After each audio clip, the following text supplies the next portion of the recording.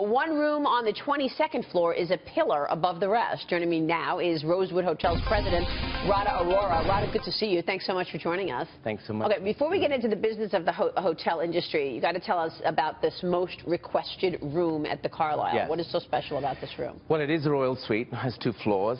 From royals to entertainment, everybody wants to be in there. And so much so, you know, the demographics are such that, you know, you've got the old royals, of course, Kennedy stayed there as well, Michael Jackson, we talked about Michael Jackson, and the young entertainers today, they also want to touch that suite. And the best thing about that suite is that some of the younger entertainers tell me that it's a place they want to be when they learn to respect themselves. Wow, that's a nice compliment. Do they ask for discounts? Well, a little bit. You know, we'll give 10% off of $8,000 a night, so... Wow, $8,000 a night. How are things going? Tell us about the business right now. I mean, we have this debate all the time about how strong the economy really is. What are you seeing in the hotel business? Yeah. Well, New York, we are feeling a little bit of a pinch in New York because the supply has been really tremendous over the last couple of years with new properties coming up. That said, you know, New York especially, people come to New York either for New York and shopping and all the landmarks and destinations, but people come to the Carlyle for the sake of the Carlyle. That in itself is a destination. So we're very fortunate that we have these landmarks where people want to just visit and touch. But generally, worldwide, you know, we're expanding. We're going from 18 properties to 40 properties.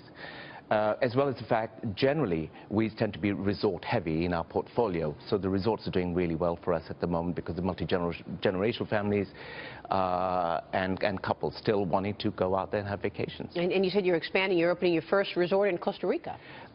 Yes, Papagayo will open in 2.5 years. That's our first resort in Costa Rica. Caribbean, we've got a bit of a footprint going on there. But in Europe, we did open or reopen the Castiglione del Bosco in Tuscany, which is absolutely gorgeous.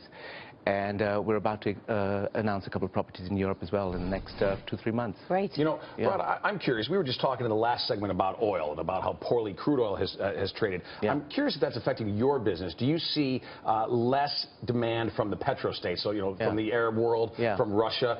Is that impacting your properties? Not properties in as far as business, day-to-day business today, but it has thwarted some of the growth because some of the investment arms were coming out of the Middle East, and they've actually put posted stickers on some of the development opportunities that we were going through. You know what I wanted to ask you about China recently really picking up the pace in terms of acquiring U.S. hotels. Yeah. Chinese have acquired the Waldorf Astoria. Yes. They are trying to break up the deal between Starwood and Marriott. Yes. What do you think about that? Well, let me tell you something. Our company is actually owned by a Chinese concern. It's a Chinese family. They're a fantastic family to work with. I've worked with them for over 10 years. They're very foresighted, visionaries, and of course very respectful, certainly of our brand and our institutions such as the Carlyle, Rosewood Carlyle, and the Creon Rosewood, which will open next year. Yeah.